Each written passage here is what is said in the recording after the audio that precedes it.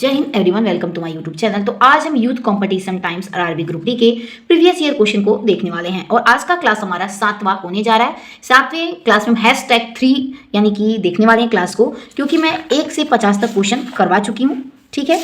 और आज हम आगे 51 से क्वेश्चन को देखने वाले हैं और आज का जो हमारा ये क्वेश्चन पेपर होगा ये हमारा 28/8/2022 का पेपर मैं सॉल्व करवाने वाली हूँ। इसमें GK, GS, reasoning plus math सारे क्वेश्चन करवाऊंगी और सिर्फ नंबर 3 का आज का पेपर होगा, ठीक है। चलिए आइए अब हम क्वेश्चन 51 से स्टार्ट करते हैं। तो चलिए आइए हम क्वेश्चन की तरफ बढ़ते हैं। क्वेश्चन हमारा दिया है, निम्न कथनों पर विचार कीजिए और सही उत्तर का चयन कीजिए। कथन पहला, वॉशिंग सोडा सोडियम क्लोराइड से निर्मित किया जाता है।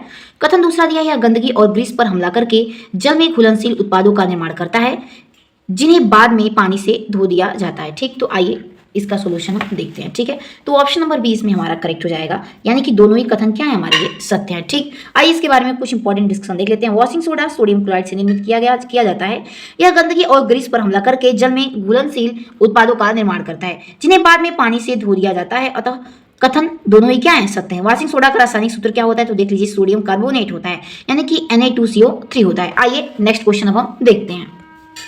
तो चलिए आइए अब हम नेक्स्ट क्वेश्चन देखते हैं। अगला क्वेश्चन हमारा रीजनिंग से संबंधित है। क्वेश्चन दिया है, दिए गए अक्षर समूह में युग्म में पहला अक्षर समूह एक निश्चित तर्क के आधार पर दूसरे अक्षर समूह से संबंधित है। दिए गए युग्मों का ध्यानपूर्वक अध्ययन करें और दिए गए विकल्पों में से उस युग्म का चयन करें जो समान तर्क का पालन करता है, ठीक। तो पहला हमारा इसमें युग्म दिया है, HCM दिया है और MHR दिया है। दूसरा FET दिया है और KYJ है। जैसे कि पहला दूसरे से संबंधित है, यहाँ भी ये पहला दूसरे से संबंधित है। इन चारों ऑप्शन में से कौन, मतलब कि एक दूसरे से जैसे संबंधित जो रिलेशन बता रहा है वैसे ही रिलेशन इस दोनों में लग रहा है, बताना है। तो आइए इस क्वेश्चन को बुक में सॉल्व कर लेते हैं। तो पहला दिया है HCM और MHR से संबंधित है। तो जब H में +5 करेंगे तो M आ जाएगा, C में 5 प्लस करेंगे तो H आ जाएगा। वैसे M में 5 प्लस कर रहे हैं तो R आ जा रहा है, ठीक। वैसे FET संबंधित है KJ के, तो F में +5 करेंगे तो क्या आएगा, E में +5 करेंगे तो J आएगा, T में +5 करेंगे तो Y आ जा रहा है, ठीक है। वैसे ही UPJ हमारा देखिए, तो UPJ यानी कि ऑप्शन नंबर A इसमें हमारा करेक्ट हो जाएगा। जब U में +5 करेंगे तो Z आ जा रहा है, P में +5 करेंगे तो U आएगा और J में +5 करेंगे तो O हमारा आंसर आ जाए, ठीक है। आइए अब हम नेक्स्ट क्वेश्चन देखते हैं। अगला क्वेश्चन हमारा मैथ से संबंधित है। क्वेश्चन दिया है, दो पाइप A और B एक टंकी को क्रमशः 36 मिनट और 48 मिनट में भर सकते हैं। दोनों पाइप एक ही समय में खोले जाते हैं और कुछ समय बाद पाइप B को बंद कर दिया जाता है। यदि टंकी आधे घंटे में भर जाती है तो पाइप B को कितने मिनट बाद बंद कर दिया जाता है, ठीक है। तो आइए इस क्वेश्चन को पहले समझते हैं। इस क्वेश्चन को भी हम बुक में ही समझ लेते हैं। तो इसमें ऑप्शन नंबर C कैसे सही दिया, देखिए आइए देखते हैं। इसमें आधा घंटा बोला है तो आधे घंटे मतलब क्या होता है, 30 मिनट होता है, ठीक। और ए वाले को क्या बोला है कि 36 मिनट और 48 घंटे भर सकते हैं। ए हमारा 36 मिनट लगता है भरने में लगाता है और बी टंकी 48 मिनट में भर सकता है, ठीक। तो ए हमारा 36 हो गया, बी हमारा 48 हो गया, ठीक है। तो चलिए आइए सॉल्व करते हैं। तो टोटल जो हो जाएगा, टोटल मिनट 144 मिनट यहाँ पे हो जाएगा हमारा। जब दोनों को कटाएंगे तो ये 3 हो जाएगा और ये 4 हो जाएगा, ठीक। तो ए द्वारा टंकी का भरा गया समय 30 मिनट गुणते 4 कर देंगे तो 120 मिनट हो जाएगा हमारा। और दूसरा टंकी शेष 144 माइनस 120 करेंगे तो 24 इकाई आ जाएगा, ठीक। इसमें क्वेश्चन पूछा है, तो पाइप बी को कितने मिनट बाद बंद कर दिया जाएगा। तो बी द्वारा टंकी को भरने में लगा समय 24 यूनिट आ गया, 24/3 कर देंगे, यानी कि 8 मिनट बाद उसको क्या कर दिया जाएगा, बंद कर दिया जाएगा, ठीक है। आइए नेक्स्ट क्वेश्चन देखते हैं।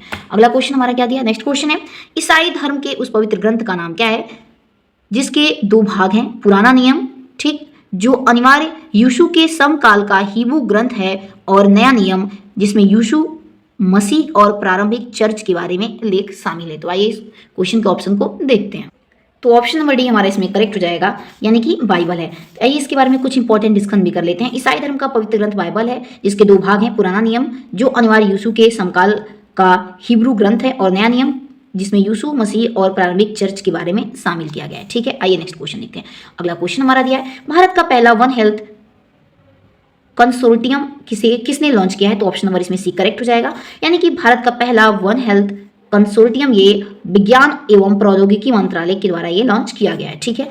अब हम नेक्स्ट क्वेश्चन देखते हैं। अगला क्वेश्चन हमारा दिया है, हरितेजा अपने स्कूल 4 किलोमीटर पर हावर की चाल से चल के गया और 20 किलोमीटर पर हावर की चाल से स्कूटर पर लौट आया। दो तरफा यात्रा के दौरान उसकी औसत चाल ज्ञात कीजिए। ठीक है, तो औसत चाल बराबर क्या होता है, तो आइए देखते हैं। औसत चाल बराबर होता है, तो औसत चाल का फॉर्मूला क्या होता है, 2x अपॉन में x प्लस वाई। ठीक है, वो 2 घंटे पर हावर की चाल, वो 4 घंटे पर हावर की चाल से गया है और 20 घंटे पर हावर की चाल से वापस आया। तो 2 गुणते 4 गुणते 20 बटा में 4 प्लस 20 क्यों, तो ये आ जाएगा 8 और फिर 8 गुणते 20 करेंगे तो 160 आ जाएगा, बटा में 24 हो जाएगा। फिर इसको कटाएंगे तो हमारा 20 बटा 3 आ जाएगा। यानी कि ऑप्शन नंबर कौन सा हमारा सही हो जाएगा, तो इसमें ऑप्शन नंबर ए हमारा करेक्ट हो जाएगा। ठीक है, आइए नेक्स्ट क्वेश्चन देखते हैं। तो चलिए आइए नेक्स्ट क्वेश्चन देखते हैं। अगला क्वेश्चन है हमारा, निम्नलिखित में से कौन सा अतिरिक्त डॉमिनेंट का अतिरिक्त नियम नहीं है, तो ऑप्शन नंबर इसमें करेक्ट आंसर ए हो जाएगा, केवल तीसरा ऑप्शन नंबर ए गलत हो जाएगा। यानी कि NPSB, यानी कि ये तीनों ही हमारे डॉबेरिनर के अतिरिक्त नियम से संबंधित नहीं है। बाकी lithium, sodium, potassium, calcium, caesium और बेरियम, क्लोरीन, ब्रोमीन और आयोडीन, ये सभी हमारे डॉबेरिनर के अतिरिक्त नियम से संबंधित है। ठीक है, तो ऑप्शन नंबर इसमें ए हमारा एकदम करेक्ट हो जाएगा। ठीक है, नेक्स्ट क्वेश्चन देखते हैं। अगला क्वेश्चन दिया है, जनवरी 2022 में कौन सा गांव मिजोरम का पहला खुले में शौच मुक्त प्लस गांव बना, तो ऑप्शन नंबर ए करेक्ट हो जाएगा। यानी कि जनवरी 2022 में दक्षिण मोबुआंग, ये मिजोरम का पहला ऐसा गांव है जो खुले में शौच मुक्त प्लस गांव बना है। ठीक है, आइए नेक्स्ट क्वेश्चन देखते हैं। अगला क्वेश्चन है, जनवरी 2022 में भारतीय प्राणी सर्वेक्षण ने यूनेस्को की विश्व धरोहर स्थल टैग प्राप्त करने के लिए किस राज्य के लिविंग रूट ब्रिज के लिए कुछ ग्रीन नियम को निर्धारित किए हैं, तो ऑप्शन वाइज में करेक्ट आंसर सी हो जाएगा, यानी कि मेघालय राज्य ने। आइए इसके बारे में कुछ इंपॉर्टेंट डिस्कशन कर लेते हैं। जनवरी 2022 में भारतीय प्राणी सर्वेक्षण विभाग ने यूनेस्को की विश्व धरोहर स्थल टैग प्राप्त करने के लिए मेघालय राज्य के लिविंग रूट ब्रिज के लिए कुछ ग्रीन नियमों को निर्धारित किया है। ठीक है, नेक्स्ट क्वेश्चन देखते हैं। अगला क्वेश्चन है, भारत के संविधान का कौन सा अनुच्छेद राज्य के नीति निर्देशक तत्वों में से एक को निहित करता है, जो निर्धारित करता है कि राज्य ग्राम पंचायतों को संगठित करने के लिए कदम उठाएगा और उन्हें ऐसी शक्तियां और अधिकार प्रदान करेगा जो उन्हें स्वशासन के इकाइयों के रूप में कार्य करने में सक्षम बनाने के लिए आवश्यक हो सकते हैं। ठीक, तो इसमें ऑप्शन नंबर सी करेक्ट हो जाएगा, यानी कि सब अनुच्छेद 40 के अंतर्गत आता है। ठीक है, नेक्स्ट क्वेश्चन देखते हैं। अगला क्वेश्चन क्या है, तो अगला क्वेश्चन हमारा दिया है, अगला क्वेश्चन हमारा ये और रीजनिंग से संबंधित है। क्वेश्चन दिया है यहाँ पे, कुछ पक्षी नारंगी, पीले, काले, हरे, धूसर, लाल रंग के प्रत्येक 1 और 3 सफेद रंग के उत्तर की ओर मुख करके एक पंक्ति में बैठे हैं। काला पक्षी लाल पक्षी धूसर पक्षी दोनों के बगल में बैठा है। पीला पक्षी हरे पक्षी के ठीक दाएं बैठा है। नारंगी और लाल पक्षी के बीच केवल 3 पक्षी बैठे थे और ये तीनों सभी सफेद थे। पीला पक्षी काले पक्षी के दाएं तीसरे स्थान पर बैठा था। क्रमशः कौन से रंग के पक्षी पंक्ति के बाएं और दाएं सिरे पर बैठे थे। ठीक है, तो आइए इस क्वेश्चन को पहले हम सॉल्व करते हैं। तो क्वेश्चन क्या बोला है, कुछ पक्षी दिए हैं जो इसमें अलग अलग कलर दिया है, तो ये सभी पक्षी क्या हैं, उत्तर की ओर मान लीजिए मुख करके बैठे हैं। ठीक है, क्योंकि हमको पता नहीं कौन कौन से हैं। ठीक, उत्तर की ओर मुख करके बैठे हैं। इसके बाद क्वेश्चन बोला है कि काला पक्षी लाल और धूसर पक्षी दोनों के बगल में बैठा था। ठीक है, तो चलिए यहाँ पे क्वेश्चन पहले बोला है कि काला पक्षी लाल और धूसर पक्षी के दोनों के बगल में बैठा है, यानी कि मान लीजिए कि ये काला होगा। ठीक है, और मान लेते हैं कि ये हमारा क्या हो जाएगा, धूसर होगा, और ये हमारा क्या हो जाएगा, ये लाल हो जाएगा। तभी तो इन दोनों के बगल में बैठ सकता है। ठीक, क्या बोला है कि जो काला पक्षी वो धूसर और लाल के बगल में बैठा है। ठीक, तो ये लाल हो गया, ये काला हो गया, धूसर, यानी काला बीच में बैठा है, तभी तो एक दूसरे के अगल बगल में बैठा है। ठीक, धूसर पक्षी दोनों के बगल में बैठा था। ठीक, पीला पक्षी हरे पक्षी के ठीक दाएं बैठा था। ठीक है, तो मान लेते हैं कि हमारा हरा यहाँ पे आसपास कहीं होगा। ठीक, हरा का दाएं कौन सा हो जाएगा, इधर हो जाएगा। हरा का दाएं किधर हो जाएगा, इधर। तो हरे के दाएं कौन बैठा है, तो ये पीला बैठा देते हैं यहाँ पे। ठीक है, यानी कि पीला हो गया। ठीक, उसके बाद क्वेश्चन पढ़ते हैं आगे क्या बोला है। इसके बाद बोला है कि नारंगी और लाल पक्षी के बीच केवल 3 पक्षी बैठे थे। नारंगी और लाल, तो बीच में यहाँ पे तो होगा नहीं कोई, यानी कि इधर बोल रहा है, तो 3 पक्षी को बैठा देते हैं, 1 2 3, और तीसरे के बाद कौन सा यहाँ पे, नारंगी है। ठीक, नारंगी तो हो गया। इसके बाद क्वेश्चन पढ़िए, ये तीनों पक्षी सफेद थे, यानी कि ये सभी क्या है, सफेद लिख देते हैं हम। ठीक, सफेद, ये भी क्या है, सफेद, और ये भी क्या है, सब सफेद है। ठीक, उसके बाद पढ़िए क्या बोला है, पीला पक्षी काले पक्षी के दाएं तीसरे स्थान पर बैठा था। जो पीला पक्षी है वो काले पक्षी के दाएं से तीसरा, काले से दाएं तीसरा, यानी काला का दाएं 1 2 3, तीसरा ये तो बैठा ही है पीला। ठीक है, उसके बैठा था। क्रमशः कौन से रंग के पक्षी पंक्ति के बाएं और दाएं सिरे पर बैठे थे, तो ऑप्शन देखिए इसमें, बाएं और दाएं सिरा, ये हमारा क्या हो गया, दायां हो गया इधर। ठीक, और ये क्या हो गया इधर, तो बायां हो गया, यानी कि दाएं और बाएं में नारंगी और पीला बैठे हैं, यानी कि ऑप्शन नंबर सी हमारा एकदम करेक्ट हो जाएगा। नारंगी और पीला हमारा आंसर सही हो जाएगा। ठीक है, आइए नेक्स्ट क्वेश्चन देखते हैं। तो चलिए आइए अब हम नेक्स्ट क्वेश्चन देखते हैं। अगला क्वेश्चन हमारा क्या दिया है? नेक्स्ट क्वेश्चन हमारा दिया है, ये मैथ से संबंधित है। क्वेश्चन दिया है, दो मित्र अनुज और मैथ्यू की मासिक आय का अनुपात 5:7 है। उनमें से प्रत्येक हर माह 10,000 की बचत करता है, ठीक। यदि उनके व्ययों का अनुपात 2:3 है तो अनुज की आय ज्ञात कीजिए। तो चलिए आइए इस क्वेश्चन को हम सॉल्व करते हैं। तो हमारा यहाँ पे क्वेश्चन दिया है, माना अनुज और मैथ्यू की मासिक आय 5x और 7x मान लेंगे, ठीक। उसके बाद प्रश्न अनुसार क्या सॉल्व करेंगे? तो 5x माइनस 10,000 यानी कि बचाते हैं अपने आय में से कितना, 10,000 बचाते हैं, तो 5x माइनस 10,000 कर देंगे, 7x माइनस 10,000 और बराबर इसका अनुपात 2 दिया है बचने के बाद, उनके व्ययों का अनुपात दिया है तो 2/3 कर देंगे, ठीक। उसके बाद तेरे गुणा करेंगे जब हम, तो ये क्या हो जाएगा, 5 15x माइनस और ये 3 का यानी कि 30,000 हो जाएगा। अब 2 से गुणा करेंगे तो 7 के 14x माइनस और यहाँ पे 20,000 हो जाएगा, ठीक। फिर हमारा 15x माइनस क्या कर देंगे, x, 15x माइनस 14x करेंगे तो यहाँ पे x बच जाएगा और ये हमारा माइनस इधर जाएगा प्लस में, ठीक है। ये माइनस 30,000 है, इधर जाएगा तो प्लस हो जाएगा, ठीक। तो माइनस 20,000 प्लस 30,000 तो माइनस जब करेंगे तो कितना आ जाएगा, 10,000 आएगा, यानी x बराबर 10,000 आ जाएगा, ठीक। तो क्वेश्चन पूछा तो अनुज की आय ज्ञात कीजिए। तो अनुज की आय क्या थी, तो 5 गुणित x थी तो x की वैल्यू 10,000 आएगी यानी कि 50,000 आ गई। वही अगर बोलता कि मैथ्यू की मासिक आय बताइए तो हम क्या करते, 7 गुणते क्या कर देते 10 यानी कि 70,000 आ जाता। यानी कि इसमें ऑप्शन नंबर बी हमारा एकदम करेक्ट आंसर हो जाएगा, ठीक है। आइए नेक्स्ट क्वेश्चन देखते हैं। अगला क्वेश्चन हमारा फिजिक्स से संबंधित है। क्वेश्चन दिया है, एक गोली दर्पण एक किरण पुंज को मुख्य अक्ष पर दिए गए बिंदु पर अभिसरित करता है, ठीक। दर्पण के बारे में इनमें से कौन सा कथन सही है? तो ऑप्शन नंबर इसमें करेक्ट आंसर सी हमारा एकदम करेक्ट हो जाएगा, यानी कि अभिसरण बिंदु दर्पण का मुख्य फोकस है, ठीक।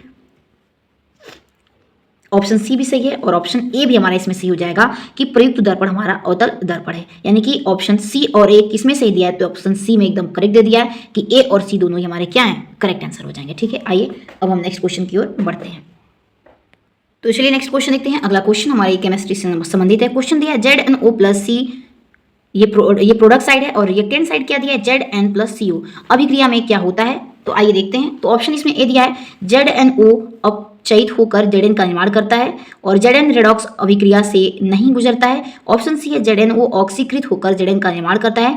ऑप्शन डी दिया है कार्बन अपचयित होकर CO का निर्माण करता है। तो इसमें हमारा ऑप्शन नंबर ए करेक्ट हो जाएगा, यानी कि ZnO अपचयित होकर Zn का निर्माण करता है, ठीक है। तो क्वेश्चन देखते हैं। अगला क्वेश्चन हमारा दिया गया है, दी गई अक्षर श्रृंखला का अध्ययन करें और पूछे गए प्रश्न का उत्तर दें, ठीक। यहाँ पे कुछ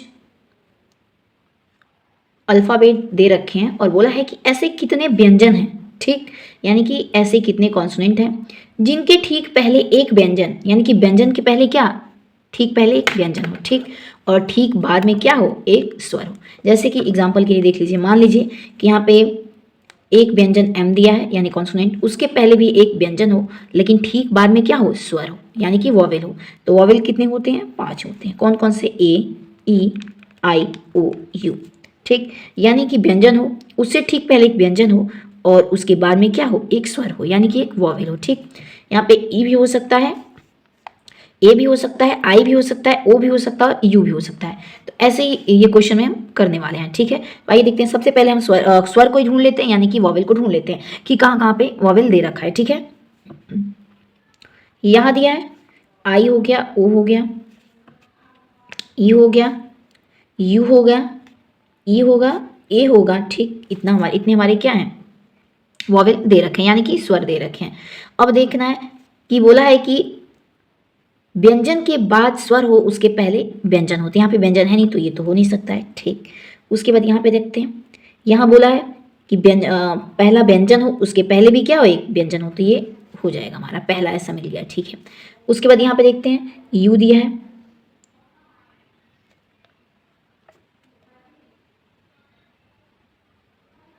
ठीक, तो ये भी हमारा हो जाएगा क्योंकि हमारा यू स्वर है, उसके पहले क्या है, व्यंजन है और उसके पहले भी क्या है, हमारा व्यंजन है। यानी कि बोला था व्यंजन हो तो आर हमारा व्यंजन है, कॉन्सोनेंट है, उसके पहले क्या है, वो भी कॉन्सोनेंट यानी कि व्यंजन है, लेकिन आर के बाद क्या आ रहा है, हमारा स्वर आ रहा है, तो ये हमारा दूसरा हो जाएगा, ठीक। नेक्स्ट अब ऐसे ही चेक कर लेते हैं। बोला था कि ये हमारा क्या हो, स्वर हो, ठीक, उसके बाद व्यंजन, उससे पहले भी क्या हो, व्यंजन, लेकिन ये तो स्वर आ रहा है तो ये नहीं होगा। नेक्स्ट अब चेक करते हैं, ए है, ई है, बी है, देखिए ये ए है तो हमारा स्वर हो जा रहा है, ठीक। ये हमारा व्यंजन और उसके पहले भी क्या आना चाहिए, व्यंजन, लेकिन ये क्या आ रहा है, स्वर आ रहा है, तो ये भी नहीं होगा। यानी कि ऐसे कितने हैं, तो 2 बन रहे हैं, ठीक। तो ऑप्शन नंबर कौन सा सही हो जाएगा, डी हमारा एकदम करेक्ट आंसर हो जाएगा, ठीक है। आइए अब नेक्स्ट क्वेश्चन की तरफ चलते हैं।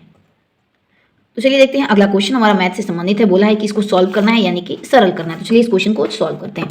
3/2 एक्स का स्क्वायर दिया है प्लस 2/x अपॉन में 1 कर देते हैं माइनस 3/2 प्लस एक्स का स्क्वायर अपॉन में 2 माइनस 6x अपॉन में 1 प्लस 1/2 दिया है। ठीक, तो इसका हम एलसीएम लेंगे तो कितना आ जाएगा, 2 आ जाएगा। 2 से 2 को भाग देते हैं तो कितना आता है 1। फिर 1 में 3 का गुणा करेंगे 3x स्क्वायर का तो 3x स्क्वायर हो जाएगा। फिर प्लस कर देंगे, 2 में 1 का भाग देंगे तो 2 होगा और 2 में 2 का गुणा करेंगे तो 4x हो जाएगा। फिर माइनस करेंगे, 2 में 2 का भाग देते हैं तो 1 आता है। फिर 1 में 3 का गुणा करेंगे तो 3 आ जाएगा। ठीक, उसके बाद 2 में 2 का भाग देंगे तो 1 आएगा। 1 में गुणा करेंगे x स्क्वायर का तो x स्क्वायर आ जाएगा। फिर माइनस लगा देंगे, 2 में 1 का भाग देंगे तो 2 आएगा। फिर 2 में 6 का क्या करेंगे गुणा तो 2 6 12 x हो जाएगा। 2 में 2 से भाग देंगे तो 1 आएगा। जब 1 में 1 का गुणा करेंगे तो 1 आ जाएगा। ठीक, उसके बाद इन सबको क्या करेंगे हम सम करेंगे। 3x स्क्वायर और प्लस x स्क्वायर कितना हो जाएगा, 4x स्क्वायर हो जाएगा। ठीक, ये है 4x और ये है माइनस 12x। ठीक है, तो माइनस होगा तो कितना हो जाएगा, माइनस 8x। माइनस इसलिए लगा क्योंकि 12 बड़ा है। ठीक, उसके बाद माइनस 3 और यहाँ पे प्लस 1 दिया है तो कितना हो जाएगा, माइनस 2 हो जाएगा। ठीक, अपॉन में क्या हो जाएगा 2। इसमें से कॉमन ले सकते हैं तो हाँ 2 को कॉमन सभी में से ले सकते हैं। तो मैं 2 को कॉमन ले रही हूँ तो 2x square minus 4x minus 1 upon में 2 हो जाएगा। 2 से 2 कट जाएगा तो हमारा कितना आ जाएगा आंसर सॉल्व करने के बाद, 2x square minus 4x minus 1। देखिए कोई ऑप्शन में दिया है तो इसमें से कौन सा आंसर सही है, ऑप्शन नंबर इसमें से हमारा सी एकदम करेक्ट हो जाएगा। 2x square minus 4x minus 1, तो हमारा भी आंसर वही आया 2x square minus 4x minus 1। ठीक है, तो ऑप्शन नंबर। क्वेश्चन हमारा मैथ से क्वेश्चन बोला है कि एक गोले की त्रिज्या में 2 सेंटीमीटर की वृद्धि करने पर उसके पृष्ठीय क्षेत्रफल में 704 सेंटीमीटर स्क्वायर की वृद्धि होती है। पाई की वैल्यू 22/7 दे रखी है। बोला है कि पाई 22/7 का उपयोग करते हुए वृद्धि से पहले गोले की त्रिज्या ज्ञात कीजिए। ठीक है, तो आइए क्वेश्चन को हम सॉल्व करते हैं। तो गोले का पृष्ठीय क्षेत्रफल बराबर क्या होता है, 4 पाई आर का क्या होता है, त्रिज्या का स्क्वायर। इसमें क्या पूछा है कि वृद्धि से पहले गोले की जो त्रिज्या रही होगी वो क्या रही होगी। ठीक, और क्वेश्चन बोला है कि एक गोले की त्रिज्या में 2 सेंटीमीटर की वृद्धि करने पर, ठीक, यानी कि वृद्धि करने पर, ठीक, तो वृद्धि करवाएंगे जब तो 4 पाई आर प्लस 2 का क्या कर देंगे हम, होल स्क्वायर कर देंगे। समझ में आ रहा है। और पहले क्या रही होगी, 4 पाई आर का स्क्वायर रही होगी। ठीक, तो चलिए आइए इन दोनों को जब क्या करेंगे हम माइनस करेंगे। माइनस करने के बाद 4 पाई आर का स्क्वायर क्या बोला है कि उसके पृष्ठीय क्षेत्रफल में 704 सेंटीमीटर की क्या होती है, वृद्धि होती है। ठीक, बढ़ने के बाद और इसके बाद जो पहले रही होगी उन दोनों के बाद क्या रहती है, हो जाती है, तो 704 की वृद्धि हो जाती है। ठीक, तो सॉल्व करते हैं। 4 पाई, ये a का स्क्वायर हो जाएगा, b का स्क्वायर करेंगे तो 2 का यानी 4 हो जाएगा, 2ab करेंगे तो 4r हो जाएगा। यानी कि 2 गुणते a की वैल्यू क्या है, r दी है, और b की वैल्यू भी 2 दी है, तो 4 क्या हो जाएगा, r हो जाएगा। 4r हो गया, इसको माइनस लगाएंगे, 4 पाई r का क्या लगा देंगे, स्क्वायर लगा देंगे। ठीक, उसके बाद हम क्या करेंगे, इसमें क्या कॉमन दिख रहा है, तो 4 पाई क्या दिख रहा है, कॉमन दिख रहा है। तो चलिए ये कॉमन ले लेते हैं। 4 पाई कॉमन ले लेंगे तो क्या बचेगा, r square plus 4 plus r minus R का स्क्वायर। 4 पाई दोनों में से क्या कर लिए, कॉमन ले लिए।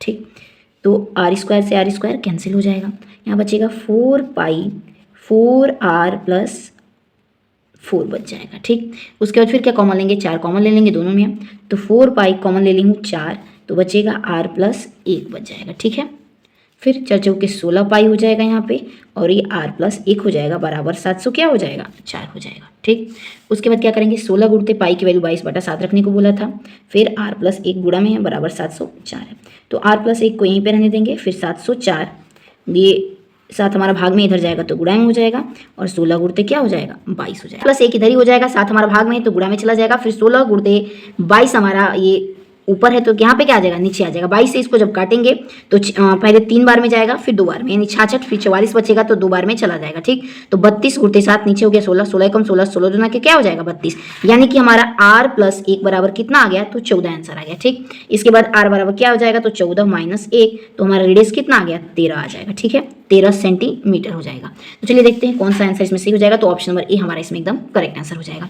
आइए अब नेक्स्ट क्वेश्चन देखते हैं। अगला क्वेश्चन क्या दिया है, क्वेश्चन दिया है मार्च 2022 तक भारत के मुख्य न्यायाधीश कौन थे, तो ऑप्शन नंबर बी करेक्ट हो जाएगा, यानी कि मार्च 2022 तक जो भारत के मुख्य न्यायाधीश थे वो एन.वी. रमण थे। ठीक, नेक्स्ट क्वेश्चन देखते हैं। अगला क्वेश्चन हमारा ये रीजनिंग से संबंधित है। क्वेश्चन क्या दिया है, उस समुच्चय का चयन कीजिए जिसमें मौजूद संख्याओं के बीच में वही संबंध है जो निम्नलिखित समुच्चयों की संख्याओं के बीच है। ठीक, इसमें बोला है कि 13 पर की जाने वाली संक्रियाएं जैसे जोड़ना, घटाना, गुणा करना इत्यादि 13 पर ही की जानी चाहिए। 13 को 1 और 3 में विभक्त करना और फिर 1 और 3 को गणितीय संक्रियाओं करने की अनुमति नहीं है। ठीक, तो आइए इस क्वेश्चन को देखते हैं। पहला बोला है 11, 64, 3 बोला है और दूसरे में नंबर दिया है 17, 36 और 11 दे रखा है। ठीक, इस क्वेश्चन को हम किस में इसी में सॉल्व कर लेते हैं। पहला दिया है 11, 64, 3 दिया है और दूसरे में दिया है 17, 36, 11। तो 11 माइनस 3 करेंगे तो 8, जब 8 का स्क्वायर करेंगे तो क्या आ जाएगा 64। दूसरा हमारा 17 माइनस 11 करेंगे तो कितना आएगा, ये हमारा 6 आएगा, 6 का स्क्वायर करेंगे तो 36 आ जाएगा।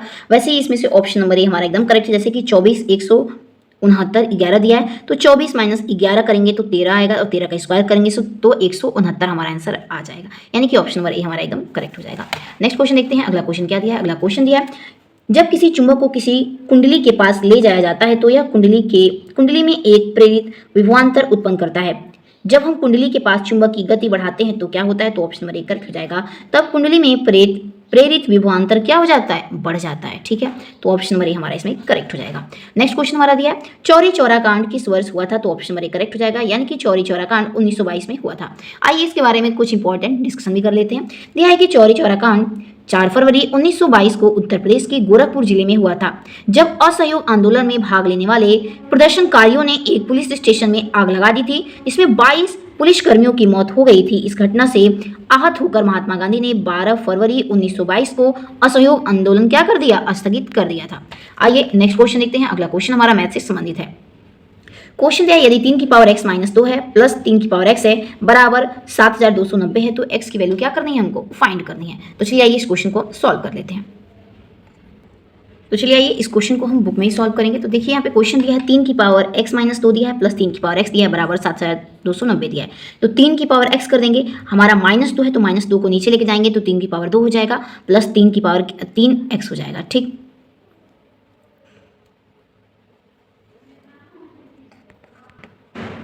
तो चलिए इस क्वेश्चन को हम बुक में देख लेते हैं। 3 की पावर x माइनस 2 दिया है प्लस 3x दिया है तो 3 की पावर x हो जाएगा, ये माइनस 2 दिया है तो नीचे आएगा तो ये प्लस में हो जाएगा, 3 की पावर 2 हो जाएगा, ये 3 की पावर x रहेगा बराबर 7290 हो जाएगा। इसके बाद इन दोनों में से ये दोनों कॉमन दिख रहा है 3 की पावर x, तो कॉमन ले लेंगे। यहाँ पे 3 की पावर 2 दिया है तो ये 1/9 बचेगा तो 1/9 प्लस यहाँ पे 1 बच जाएगा। इसके बाद 7290 हो जाएगा, जब इसको सॉल्व करेंगे तो 10 में क्या आएगा, 9 आएगा और 3 की पावर x हमारा इसको तो हम कॉमन लिए थे बराबर 790 आ जाएगा। इसके बाद 3 की पावर x इधर ही रहेगा, ये हमारा भाग में तो इधर जाएगा तो गुणा में हो जाएगा। ठीक, और ये 10 हमारा इसमें था तो बटा में हो जाता। ठीक, और यहाँ पे 0 से 0 1 कैंसिल हो गया होगा तो 729 गुणित 9 बचेगा। जब इन दोनों का गुणा करेंगे या फिर आप फैक्टर एक फैक्टर भी बना सकते हैं इसका, तो 9 गुणित 9 गुणित 9 गुणित 9 यानी कि 9 की पावर 4 बार करेंगे तो हमारा 729 गुणित 9 आ जाएगा। ठीक, उसके बाद 3 की पावर x, यहाँ पे 3 की पावर 2 बना लीजिए, इसको भी 3 की पावर 2, 3 की पावर 2, 3 की पावर 2 यानी कि इसको हम पावर में बना लेंगे तो 3 की पावर कितनी बार है, 2 2 4 2 6 2 8 बार है। 3 की पावर 8 कर देंगे और यहाँ पे 3 की पावर x है, दोनों को क्या करा देते हैं, इक्वल होता है हमारा पावर हमारा पावर से इक्वल होता है तो x की पावर कितनी आ गई हमारा 8, यानी कि ऑप्शन नंबर ए हमारे यहाँ पे एकदम करेक्ट आंसर हो जाएगा। ठीक है,